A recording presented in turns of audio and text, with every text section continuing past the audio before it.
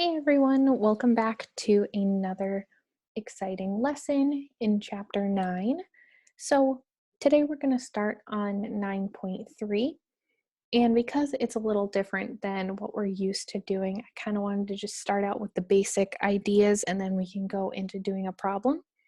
So, 9.3 is all about differences. So, we're actually going to be looking at the differences between two sets of data. So they'll either give you summaries or full data sets to compare. So I wanted to outline some of the important things that we're going to be looking at. So one of the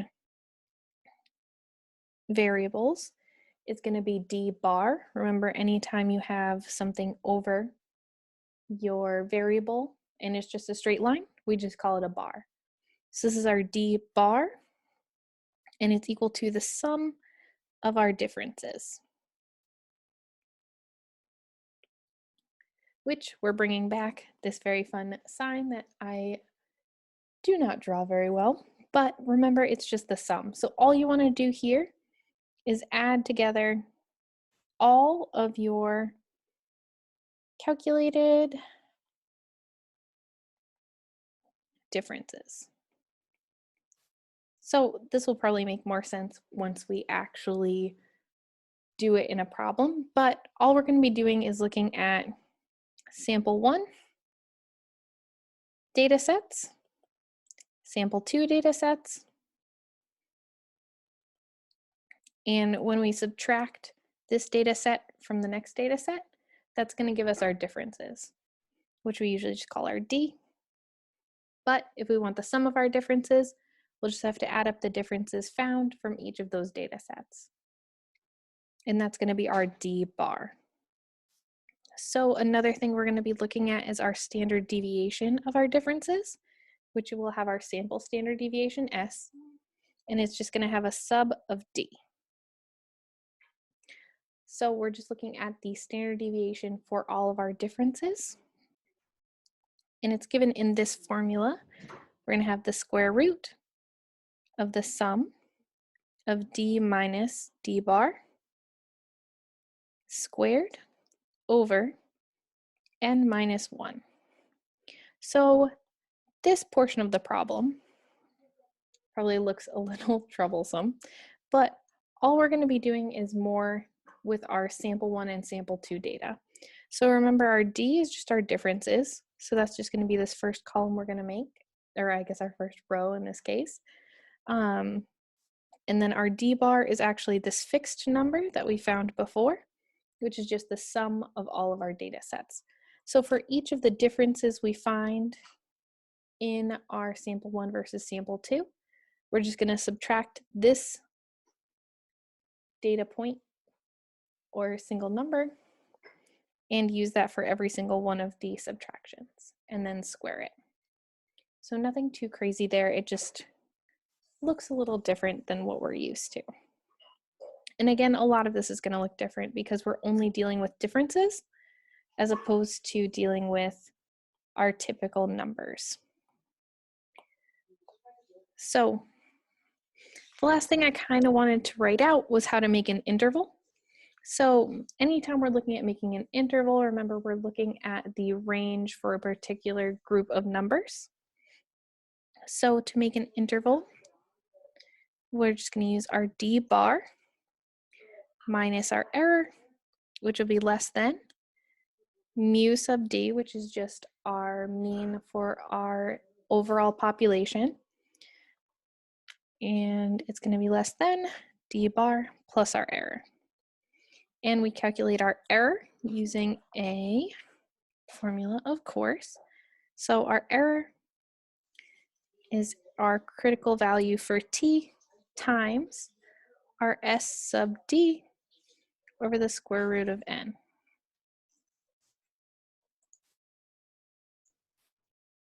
So once we find our error, we'll be able to fill in using our D bar and our calculated error just to make both sides of our interval like we would typically do with our proportion or anything in chapter 8. So once we have all of this, we can complete our problems. So let's go ahead and move forward into looking at a particular problem. So if we go to MATLAB and open up one of our questions in chapter 9.3. Let's start with number 3. And I'll show you how to do a problem out fully by hand. And then I'll show you how to use StatCrunch. And I'm sorry if you guys hear some snarfling. That's my dog who is very upset I am not paying attention to her. So looking at the problem, I'll move this over here and change my background to white again so I'll have something to write on. So they tell us that the following data lists ages of a random selection of actresses when they won an award in the category of Best Actress, along with the ages of actors when they won the category of Best Actor. The ages are matched according to the year that the awards were presented. And then they want us to complete parts A and B, which don't be alarmed, but A and B both have multiple parts.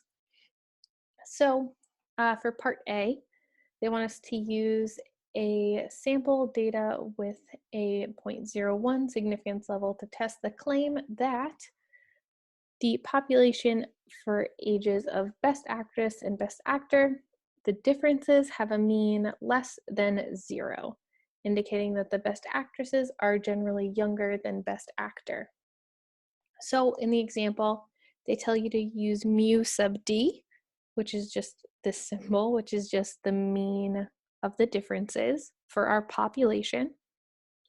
So they tell us our mu sub d is the mean of the value of our differences, all right, of all pairs of data, where each individual difference, or d, is defined as the actress's age minus the actor's age. So they're telling you which sample is which. So our actresses are going to be sample 1,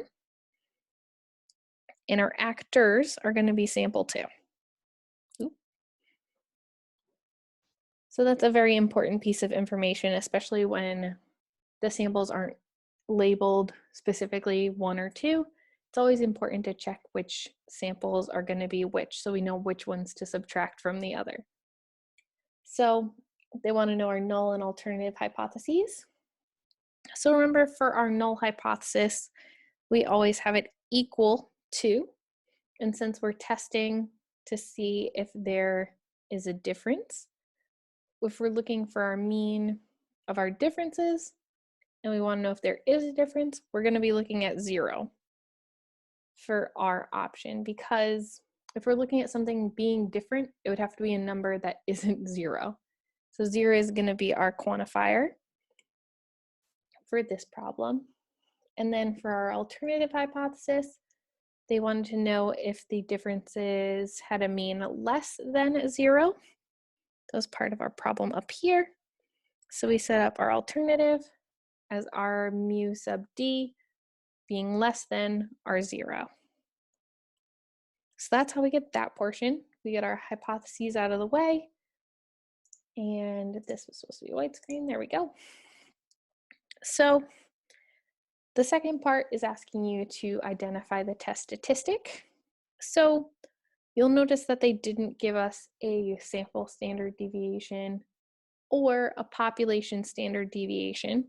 We could always find our sample standard deviation, but anytime we don't have our population standard deviation, we're going to want to use a t distribution, which the problem also gives you a little kind of hint over here, because when it asks you to identify the test statistic, it does give you a t. So if we were going to calculate our t distribution, our t is equal to d bar, which we talked about before, minus mu sub d over s sub d, which is our standard deviation for a sample of our differences, over square root of n. So we already have a problem. I guess I shouldn't call it a problem, but we have a little bit of a roadblock because we don't have our d bar or our s sub d. So remember that these are both found by finding the differences between our samples. So we're going to have to go in and do that. So clearing this up, we're going to want to open our samples in StatCrunch. So if we click our little box right here and open in StatCrunch, it should open the first time, hopefully. All right, so they gave us our actress and actor data sets. My actress is here, which if we remember from the problem, our actresses was our sample 1, and our actors was our sample 2, just so we remember which one's which. So if we're doing differences, we first have to find the differences between our two data sets. So we're going to take 1 minus 2. So we could do this by hand by taking 31 minus 59, then 27 minus 34, but why do that when we have technology? So if we go up to data and then compute and expression, I want to click that and then make sure we click build over here so that we have a formula builder. So we want our actresses, so we'll click them first. Subtracted by, so we'll just use our minus, and then double click on actors.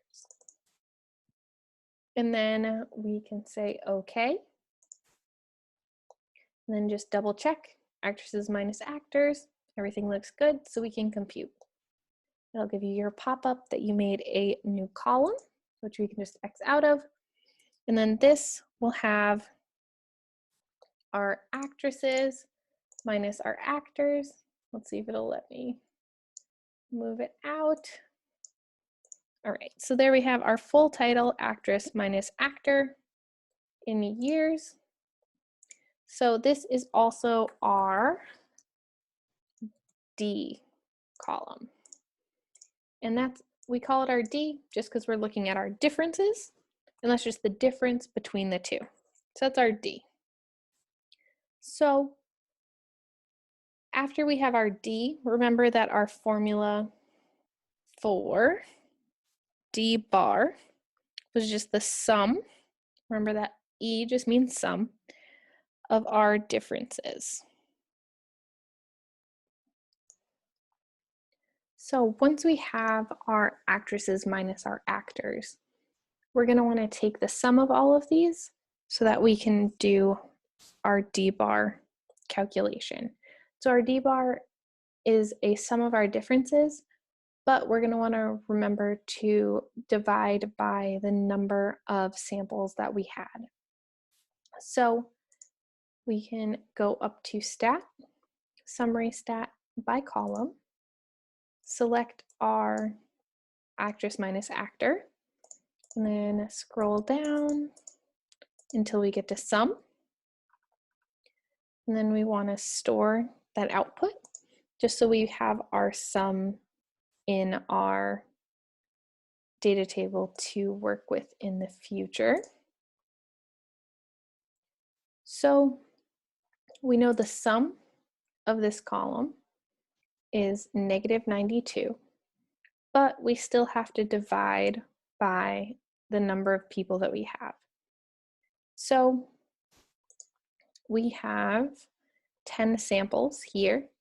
So we're going to be dividing our -92 by 10.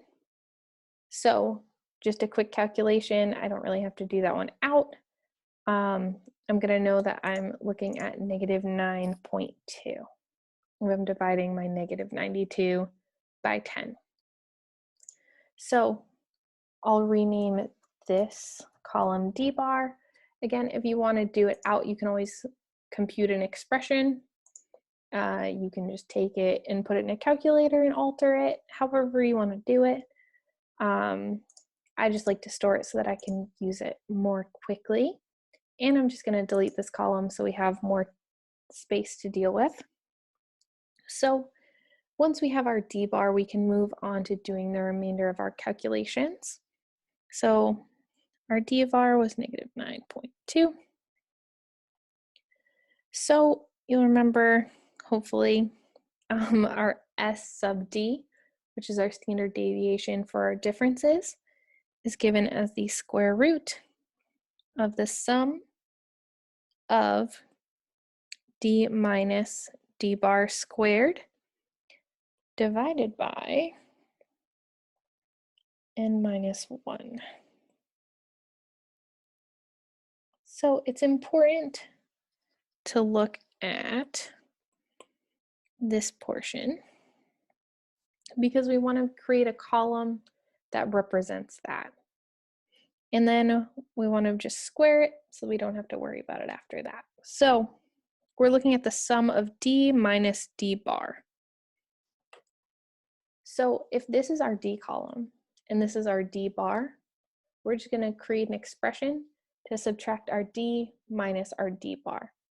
So if we go up to data and then compute an expression like we did before, and then we want to remember to hit build here. We want to select our actresses minus our actors, which is our D column, minus our D bar.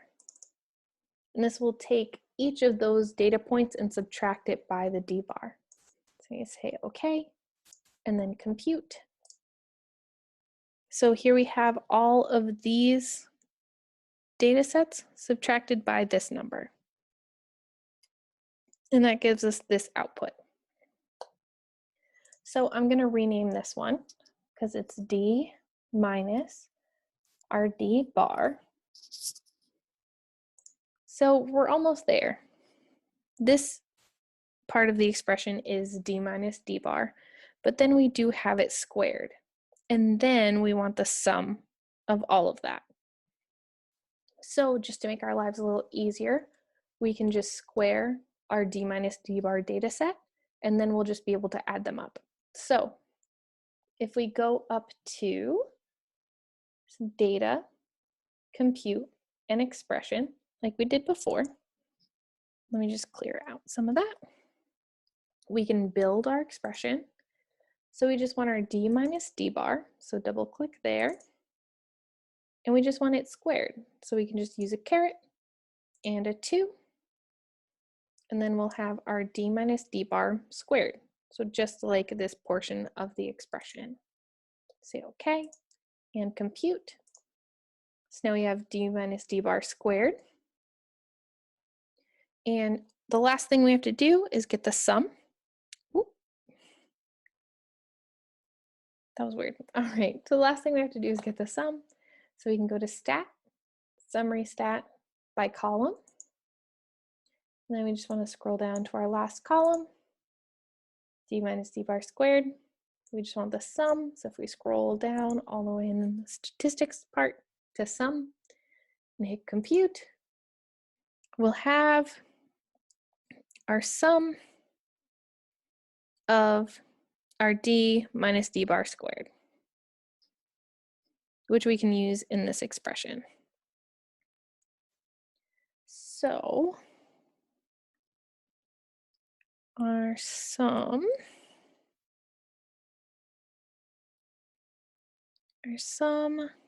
of our differences, which I'll just write as D, over N is equal to negative 9.2. And then the sum of D minus D bar squared is equal to 909.6. So if we go back to our formulas, if we plug in for our standard deviation of our differences, we have our square root of this number that we just calculated, So 909.6 over n minus 1. So our n was 10 minus 1. We would just have to take the square root. 909.6 over 9, which should be equal to around 10.05.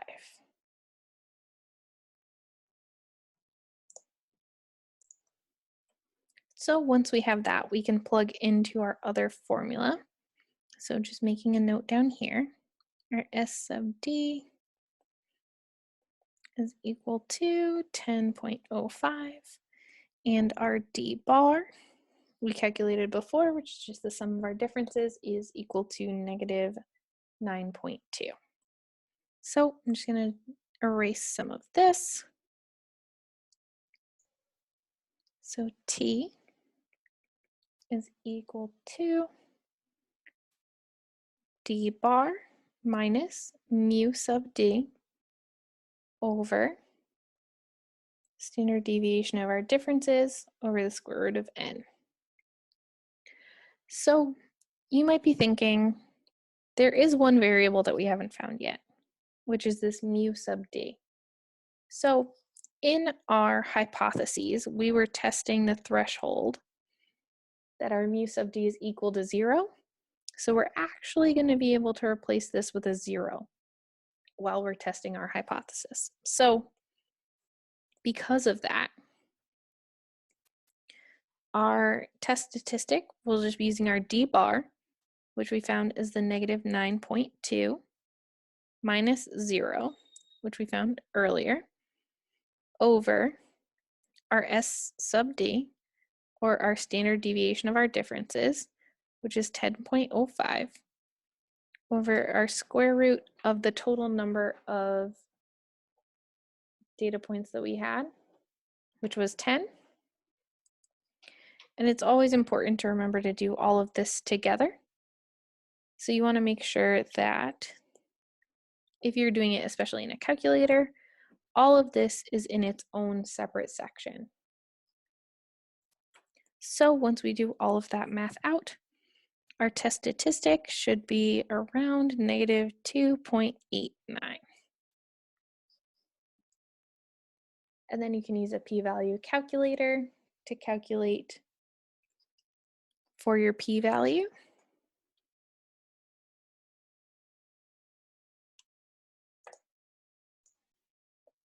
So finding the p-value is going to be a little different because we're using the mean for the differences in two data sets.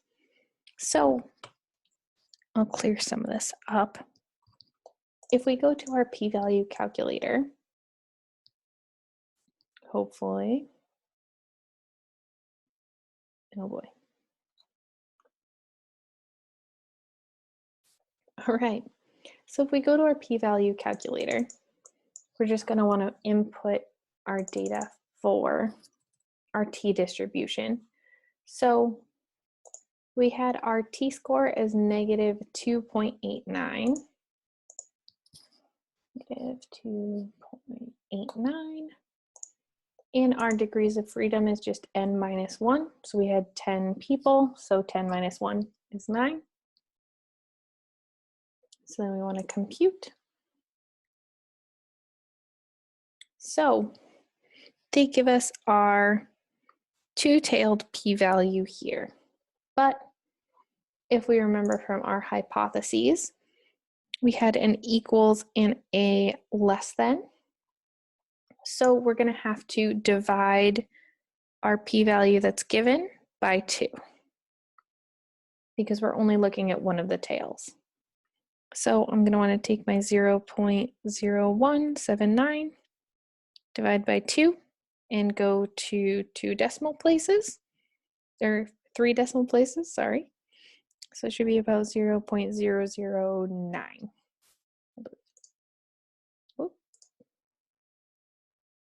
So that's just how we get our p-value. And then we compare our p-value, go on from there. Then it asks for our interval in part B. And if you remember from the beginning, if we use our d bar minus our error, we can set that up to be less than mu sub d, which is less than d bar plus our error. And our error formula was our critical value for t times s sub d over the square root of n. So they tell us that they want us to use a 0.01 significance level up here. So that would translate to a 98% confidence.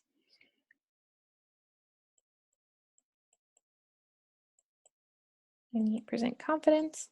So if we were going to look in a t-table, we'd be looking under a 98% confidence, and our degrees of freedom would be equal to 9.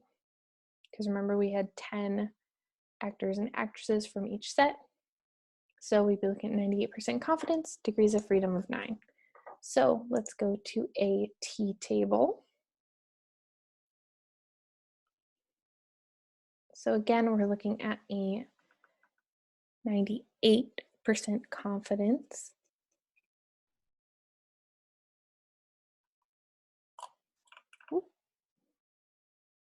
So you can either find that by looking down below, or again, we had our significance level of 0.01 for one tail. So we'd have a 0.02 for both tails. So then we're going to want to go down to our degrees of freedom of 9 and follow that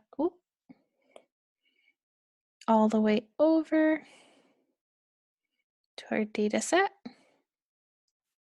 So our critical value for t would be 2.821.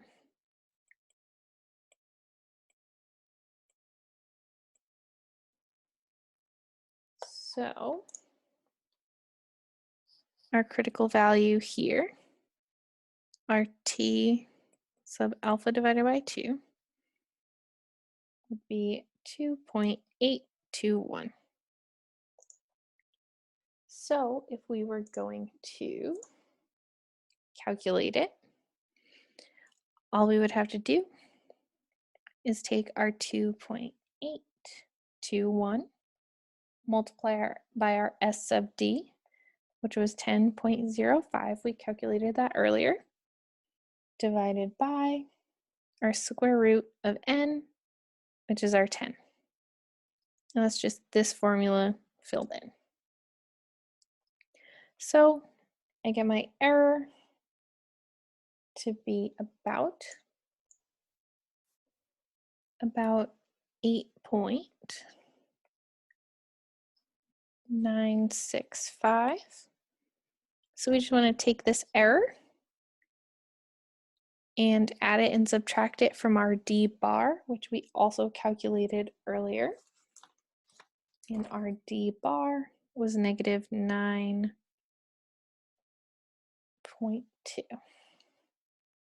So we just want to take negative 9.2 plus or minus 8.965 to calculate our intervals.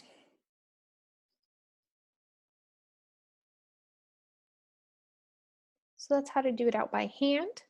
Next, I'm going to show you how to do it out using StatCrunch.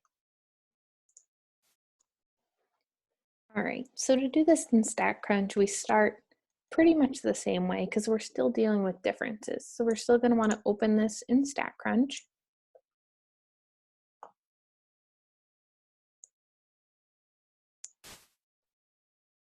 And then once our data points are open, we just want to go to Data and Compute an Expression like we did before so that we can subtract the 2. Click Build. And we want our actresses minus our actors. And I'm just double clicking to hopefully add them, and it added it twice, which is super. So we're just going to delete all of that, say OK, hit compute, and we'll have our new column. So once we have our new column, instead of calculating our D bar and our S sub D, all we really want to do is use these data points to fill in our test statistic and our interval. So if we go, so once we have our actresses minus our actors, which is our difference, we can just use a standard T distribution to match it up to get our T and our P. So if we go to stat, T stat, I know we started with 2 samples, but we're going to go with 1 sample since we're just using our differences. And we have data, so we'll click that. So we just want to select our differences column, and then we want to set up our hypotheses to match what's in our question. So we had our mu is equal to 0 and our mu is less than 0. So we want to match these up, make sure this is selected, and then we can hit compute. So that will give us our t-stat and our p-value, which we needed for this portion of the problem. And then if we scroll down, they want us to construct a confidence interval. So we can actually go back into StatCrunch, hit options, and then edit. And this time, instead of looking at our hypotheses, we're going to want to create a confidence interval. So we'll select here and make sure we change our percentage. So remember, they gave us a 0.01 significance level here. So that's going to translate to our 98%, like we talked about before. So then if we hit compute, it will give us our interval like we had it down here. So this is how you would use StatCrunch to calculate each section of this problem. I think it's really important that you see how to do it out in full before you see the cheesy doodle way around it.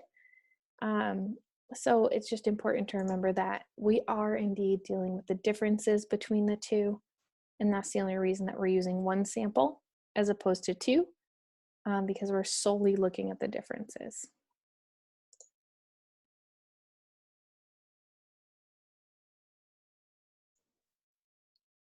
All right, guys, so the last thing I wanted to go over is a question from 9.4. 9.4 is fairly straightforward. It has far simpler formulas than the previous parts of chapter 9. So we're just going to jump into this one. They tell us researchers measured skulls from different time periods in an attempt to determine whether inbreeding of cultures occurred. So results are given below. Assume that both samples are independent, simple, random samples from populations having normal distributions.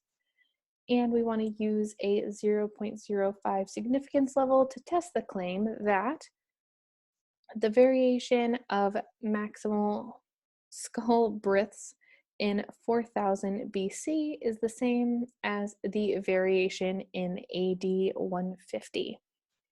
So we're comparing 2 different time periods. And when we're in a 9.4, we're actually going to be using an F distribution, which again is another new one.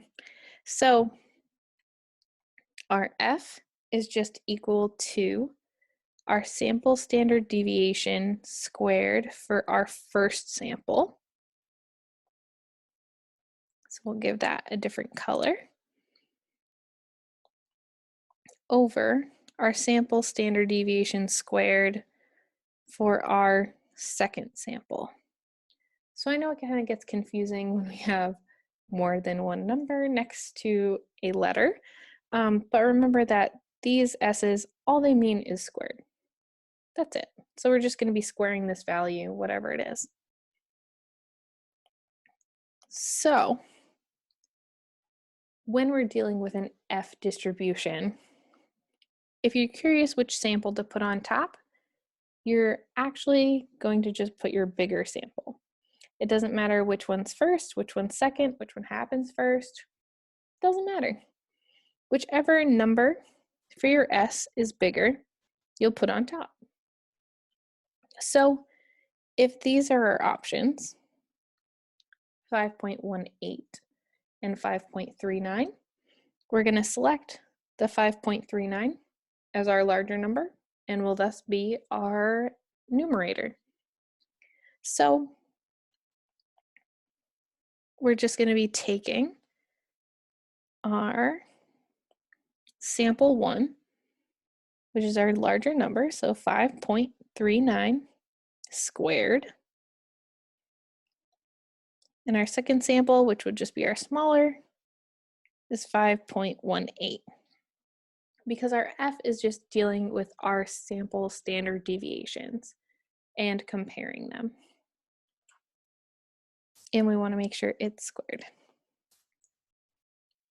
So when it comes to comparing the two samples, we just wanted to see if it looked like the standard deviation stayed the same.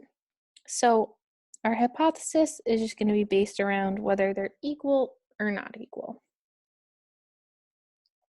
So we can do our calculations for our distribution. So I like to take my samples squared and write them out just because there's an easy way to do it in StatCrunch if you do, but also I like to just make sure I'm doing my math out right. So 5.39 squared is 29.0521-ish, and 5.18 is 26.8324. So my F value is going to be approximately 1.08. So once we have our samples squared, we can actually use those for our calculations in StatCrunch, just because that's going to be your easiest method for calculating your p-value. So remember the relationship between your standard deviation and your variance. They're both talking about your standard deviation. Your variance is just your standard deviation squared. So since we had our standard deviations here, we can square them to be able to use our variances. So if we open in StatCrunch, just a new window,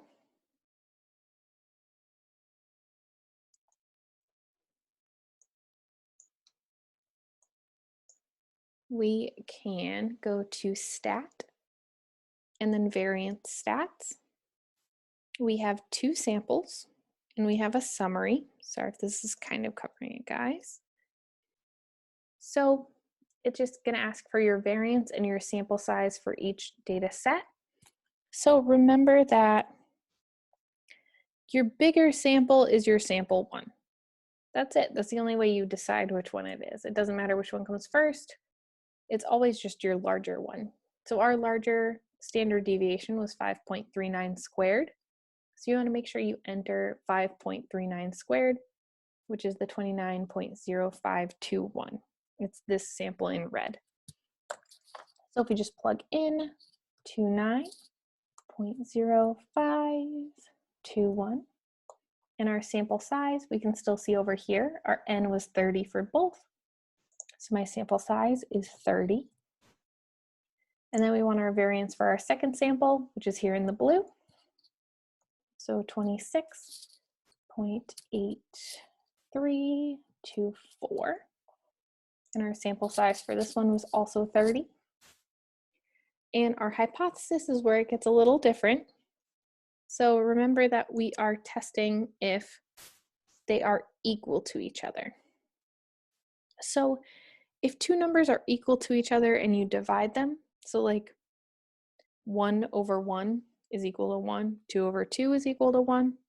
So we're just going to set this up to be equal to 1 and not equal to 1, because that's the thing that we are measuring, is whether or not they're equal to each other. So we have an equal and not equals, so we're all set to hit compute. So you'll see here we get our f-stat to be equal to what we calculated, so that's good. And then our p-value, they give us here, so we can just plug it in. And that's it for this one.